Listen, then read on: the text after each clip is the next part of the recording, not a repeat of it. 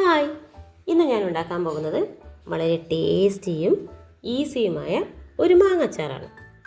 ഇത് വിനീഗറോ വെള്ളമോ ഒരൽപ്പം കൂടി ചേർക്കാത്ത മാങ്ങാച്ചാർ റെസിപ്പിയാണ്. ഇതെങ്ങനെ ഉണ്ടാക്കുന്നതെന്ന് നോക്കാം. ആദ്യമായി 2 മാങ്ങ അല്പം തൊലി ചുരണ്ടി മാറ്റിയ ശേഷം ചെറുതായി മുറിച്ചിടുക. ഈ മുറിച്ചിട്ട മാങ്ങ കഷ്ണങ്ങൾ ഒരു ബൗളിലേക്ക് മാറ്റി വയ്ക്കുക. ഇനി ഇതിലേക്ക് ആവശ്യത്തിന് കല്ലുപ്പ് ചേർത്ത് കൊടുക്കുക. അതിനുശേഷം വേണ്ടത് 1 ടീസ്പൂൺ മഞ്ഞൾപ്പൊടിയാണ്. ഇനി ഉപ്പും മഞ്ഞൾപ്പൊടിയും എല്ലാ മാങ്ങ കഷ്ണത്തിലേക്കും ചേരുന്ന വിധം നന്നായി ഒന്ന് ഇളക്കി കൊടുക്കുക. ഇനി വേണ്ടത് 1 ബൗൾ നല്ലെണ്ണ, കടുക്, ഉലുവ, കായം, കറിവേപ്പില എന്നിവയാണ്.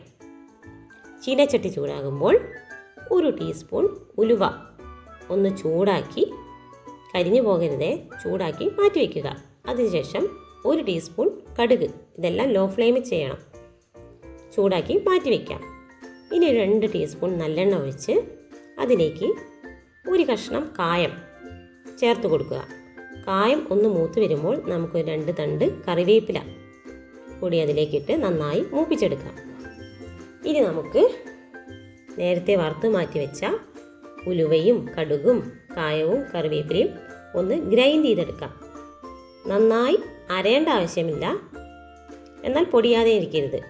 നന്നായി പൊടിച്ചെടുക്കുക, അധികം അരക്കരുത്, തരിതരിപ്പായി തന്നെ കിടക്കണം. ഇനി ഇത് ഈ മാങ്ങ മിക്സിലേക്ക് ചേർത്ത് നന്നായി ഇളക്കി കൊടുക്കുക. അടുത്തതായി ചീനച്ചട്ടിയിലേക്ക് ബാക്കിയുള്ള നല്ലെണ്ണ ഒന്ന് ചൂടാവുമ്പോൾ ലോ ഫ്ലെയിമിൽ 2 ടീസ്പൂൺ മുളക് പൊടി ചേർക്കുക, എരിവിനനുസരിച്ച്. അതിനുശേഷം തീ ഓഫാക്കി അത് ചൂടോടെ തന്നെ ഈ മാങ്ങ മിക്സിലേക്ക് ഒഴിച്ചു കൊടുക്കുക.